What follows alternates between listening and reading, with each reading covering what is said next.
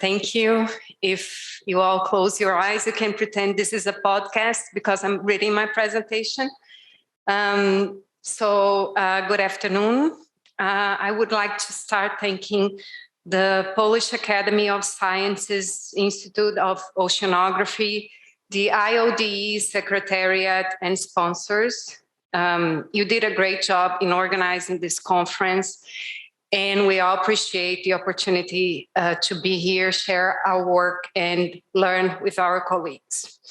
I would also like to thank FAPESC, which is the Research Support Foundation from the state of Santa Catarina, and also the the Federal University of Santa Catarina Socioeconomic Center for financing my long trip. So my name is Iara. Thank you for saying my name correctly. That's rare. And this presentation results from a collaborative work with two supervisees, Carolina and Guilherme, who are also members of the research group I coordinate called HICT, an acronym in Portuguese for International Relations, IR, and Science, Technology, and Innovation, STI. HICT's main focus is on international interactions involving Brazilian innovation system actors, from which we can draw important lessons to other developing countries. Since we were created in 2016, one of our key empirical materials have been international STI agreements signed by governments. We depart from an interdisciplinary approach encompassing many social sciences areas and sub-areas such as IR theory, political economy, economy of innovation, political science, law studies, and history of science and technology. To illustrate, from public policy and public administration, we borrow the idea that the more bureaucracies and societal actors are engaged in public policies, the more informed they are. And that maturity is reflected in detailed policy instruments. So if we take international STI agreements as representations of official policies that guide bilateral, trilateral, plurilateral, or multilateral relations, we can measure the degree of STI policy maturity between specific countries by analyzing to which extent these instruments are detailed ones. So, what are our main findings for the South Atlantic region? It is important to mention that we depart from an understanding of the South Atlantic not only as a geographic region, but also as a political one. Therefore, we investigated the countries that are part of the South Atlantic Peace Zone. As you probably know, countries in this region have a lot in common, including insufficient capacities to provide encompassing data on the South Atlantic, which remains one of the least researched oceans. Though insufficient in all cases, capacities vary, and of course there is also a variation in capacities related to the management of international agreements. We found 4 patterns from the darker blue to the lighter one, respectively. Countries that have platforms containing agreements that can be accessed and for which we could identify agreements containing ocean STI elements. Countries that have platforms containing agreements that can be accessed, but for which we could not identify agreements containing ocean STI elements. Countries for which only a list of international agreements could be identified. In not being able to access and read agreements, we were not able to identify which ones contained ocean STI elements. And finally, countries for which not even a list of international agreements could be identified. So what do the agreements that could be accessed and possessed elements of ocean STIs have in common?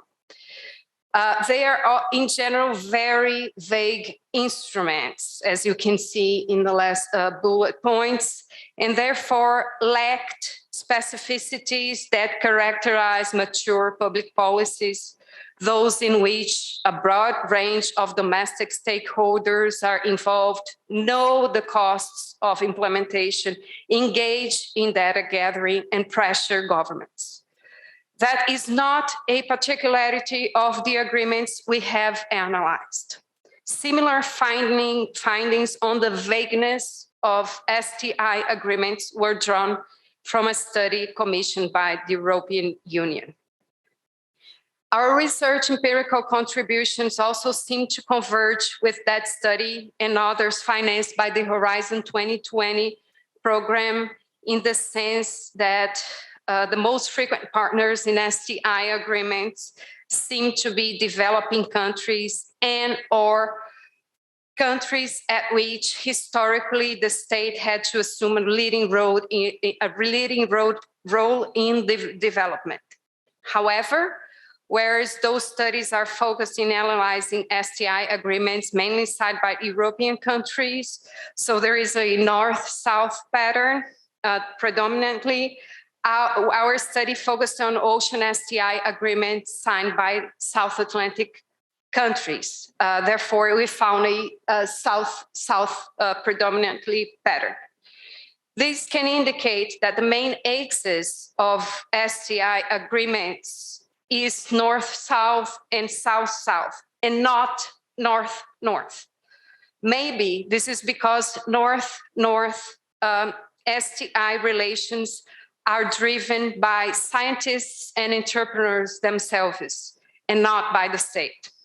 But in general, we know that states tend to intervene in transnational relations if governments understand that the populations they represent are not adequately benefiting from them. So maybe that's why STI agreements are so important to developing countries, which traditionally do not get as much as developed ones in global scientific or RD collaboration. However, as has been identified in the past, we still seem to find a stalemate in North-South relations, as the countries that urgently need things to be changed do not have the power to lead transformation. How a country gathers a power in international negotiation is a crucial question. We know information is power, and also that the more domestic societies, interest groups, and institutions press their respective national leaders in international negotiations, the more win sets are restricted and the more leaders can use domestic pressures to get better terms in international negotiations. Mainly engaging domestic actors means that data gathering will be enhanced and that the chances of implementing agreements are higher, especially if the costs of non-implementation are clear to stakeholders. So therefore, there is a need to engage domestic stakeholders and enhance their capacities to raise and provide data, and artificial intelligence can be a key instrument broadening the range of actors involved in the design and implementation of ocean STI agreements. Our current projects go in that direction as we are mapping key ocean STI agents and initiatives based in the island we live in, Florianopolis, which is represented in our project logo, which is that small circle there. It's represented in the biggest bubble to the right. Florianopolis is a paradise for nature lovers and all type of surfers, the brave ones and the not so brave ones like myself. But it's also a technological pole. Our mapping includes local entrepreneurs, public authorities, university labs, such as the Laboratory for Integrated Coastal Zone Management, LAGESI, and non-governmental organizations such as an association called STI, which coordinates the Brazilian cluster on artificial intelligence on ships and autonomous vessels. One of our aims is to identify those local agents that not only are relevant actors in ocean STI, but also have experience in international interactions and therefore possess valuable information that can and should get to STI agreement decision makers in Brasilia. So this is it. Thank you again.